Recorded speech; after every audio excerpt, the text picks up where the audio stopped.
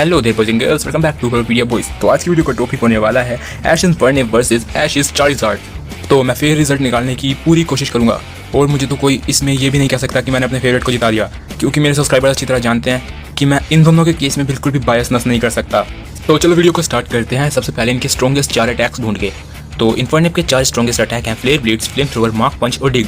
और ऐश के चार्जर्ड के स्ट्रॉन्गेस्ट 4 अटैक हैं seismic toss, flamethrower, wing attack और ड्रैगन टेल। तो दोनों पोकेमॉन्स के पास यही 4 मूव्स रहेंगे और कोई मूव अलाउड नहीं है। तो इस कंपैरिजन वीडियो में पहले हम नॉर्मल इनफर्नेप को कंपेयर करेंगे, फिर ब्लेज इनफर्नेप को। तो चलो वीडियो को स्टार्ट करते हैं। तो इनके बैटल की सिचुएशन स्टार्ट करने से पहले मैं ये बता देता हूँ कि इनफर्नेप का मार्क पंच ऐश के चार्जर्ड के ऊपर बिल्कुल काम नहीं करने वाला है। ऐश का चार्जर्ड उसे हाथ से ही रोक देगा, और हाथ से नहीं तो विंग अटैक से रोक देगा, क्योंकि ऐश का चार्जर्ड आयरस के ड्रैगनाइट का थंडर पंच अटैक रोक चुका है अपने विंग अटैक से, और सुपर इफेक्टिव अटैक रोक लिया। तो मार्क पंच जैसा रेजिस्टेंस अटैक क्या कर लेगा, चार्जर्ड रोक लेगा इसे आराम से। तो नेचुरली लोग कहते हैं कि ऐश के चार्जर्ड के सारे अटैक से इनफर्नेप डिग अटैक करके बच सकता है। तो ये बात गलत नहीं है पूरी तरह। लोग कहते हैं जैसे लक्सरे ने आयरन टेल से इनफर्नेप को बाहर निकाल दिया था ज़मीन से, वैसे ही चार्जर्ड ड्रैगन टेल के साथ कर सकता है। तो ये बात गलत है। आयरन टेल ज़मीन तोड़ पाती है क्योंकि वो स्टील की बनी होती है, लेकिन ड्रैगन टेल इतनी मजबूत नहीं होती जो ज़मीन तोड़ दे, और इसीलिए चार्जर्ड अगर इनफर्नेप ज़मीन के अंदर चला जाता है तो उसके ऊपर अटैक नहीं कर पाएगा। ये तो सही बात है, पर अगर इनफर्नेप ऐश के चार्जर्ड के अटैक से डॉज कर सकता है तो चार्जर्ड भी कर सकता है। चार्जर्ड एबल है 215 किलोमीटर पर आवर की स्पीड से उड़ने के लिए, मतलब कि वो सिर्फ 4 सेकंड में 120 फीट से 130 फीट ऊपर तक जा सकता है। मतलब कि ऑलमोस्ट 45 मीटर ऊपर चार्जर्ड सिर्फ 4 सेकंड में जा सकता है। और इनफर्नेप का स्ट्रॉन्गेस्ट फ्लेम थ्रोवर भी 22 मीटर से ज़्यादा दूर नहीं जा सकता, मतलब कि चार्जर्ड सेफ है इनफर्नेप के अटैक से भी। और 4 सेकंड का टाइम तो इनफर्नेप अटैक शूट करने में ही ले लेता है, तो चार्जर्ड लिटरली फ्लेम थ्रोवर से बिल्कुल सेफ है इनफर्नेप के। और लास्टली इनफर्नेप का डिग अटैक चार्जर्ड पर काम ही नहीं करेगा। टाइप इम्यूनिटी, तो इनफर्नेप सिर्फ और सिर्फ डिग अटैक का डोज के लिए ही यूज़ कर सकता है, मतलब कि अपने बचाव के लिए, उसे ऑफेंस में यूज़ नहीं कर सकता।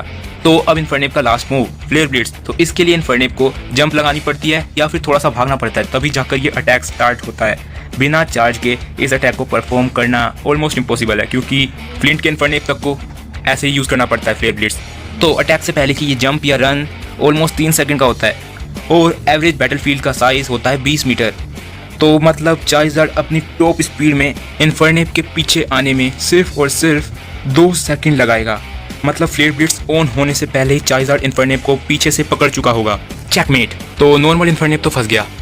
तो चार्जर्ड साइज़मिक टॉस में इजीली ले जा सकता है इनफर्नेप को, और इनफर्नेप लिटरली कुछ नहीं कर सकता 300 केजी स्ट्रेंथ वाले चार्जर्ड से खुद को छुड़ाने के लिए।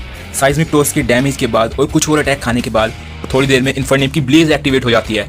तो अब चार्जर्ड को इनफर्नेप को पकड़ने में थोड़ी सी प्रॉब्लम होगी, क्योंकि इनफर्नेप थोड़ा सा हिंसात्मक हो चुका होगा अब। तो अब इस जगह पे मैं बताने जा रहा हूँ एलीट फोर फ्लिंट की बताई गई एक बहुत अच्छी statement. According to Elite Four Flint, Ash के इनफर्नेप की ब्लेज एक क्रिटिकल स्टेट है, और ब्लेज एक्टिवेशन के बाद भी एक भी डायरेक्ट अटैक इनफर्नेप को फेंट कर सकता है। तो एनिमे में भी ब्लेज इनफर्नेप को आज तक एक भी डायरेक्ट अटैक नहीं लगा।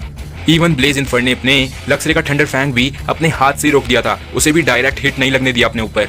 तो ऐश के इनफर्नेप ने एनिमे में अब तक एक भी डायरेक्ट अटैक ब्लेज एक्टिवेशन के बाद नहीं खाया। अगर खाता तो उसी वक्त फेंट हो चुका होता। तो ब्लेज एक्टिवेशन के बाद इनफर्नेप के फायर अटैक्स की पावर 1.5 गुना बढ़ जाती है। स्पीड, ड्यूरेबिलिटी, इन सब पे बिल्कुल भी इफेक्ट नहीं होता। तो इनफर्नेप पे जितने भी अटैक हुए हैं ब्लेज एक्टिवेशन के बाद, उन सबको इनफर्नेप ने अपने फायर अटैक्स के साथ ओवर पावर कर दिया, ना उनसे बचा ना उनको खाया। तो अब सिचुएशन निकलती है कि 30 फीट पर सेकंड की स्पीड से उड़ने वाला चार्जर्ड अगर इनफर्नेप के पीछे जाकर फास्ट स्पीड में उसके सर पे एक ड्रैगन टेल मार दे तो स्टोरी खत्म। या फिर इनफर्नेप चार्जर्ड के ऊपर अपनी पूरी ताकत के साथ फ्लेम थ्रोवर कर रहा हो और चार्जर्ड उस फ्लेम थ्रोवर से बचता हुआ विंग अटैक मार दे इनफर्नेप के, तो भी खेल खत्म। और चार्जर्ड अपने फ्लेम थ्रोवर को कंट्रोल कर सकता है। तो अगर अब इनफर्नेप पे हर डायरेक्शन से फ्लेम थ्रोवर की बारिश हो जाए तो ये मैं नहीं कह रहा कि इनफर्नेप जीत नहीं सकता। इनफर्नेप अगर मैं बोलूँ तो पावरफुल ज़्यादा है चार्जर्ड से, पर बैटल में चार्जर्ड को कई सारे एडवांटेजेस मिल जाएंगे इनफर्नेप के ऊपर, और आखिर में बैटल के चेकमेट इनफर्नेप हो जाएगा। तो इनफर्नेप को चार्जर्ड के ऊपर कोई एडवांटेज नहीं था, ये सबसे बड़ी प्रॉब्लम थी इनफर्नेप की। तो ब्लेज एबिलिटी ने नॉर्मल और इलेक्ट्रिक टाइप पोकेमॉन्स को ही हराया अब तक, और उन दोनों ही टाइप्स पे फायर अटैक्स नॉर्मल डैमेज करते हैं।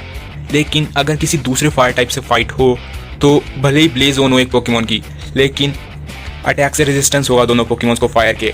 तो ब्लेज एबिलिटी भी एक फायर टाइप पोकेमोन कोई सीरियस डैमेज नहीं दे सकती। तो ये वीडियो यहीं पे ख़त्म। वीडियो का विनर है चार्जर। तो मिलेंगे अगली वीडियो में, जब तक के लिए बाय बाय।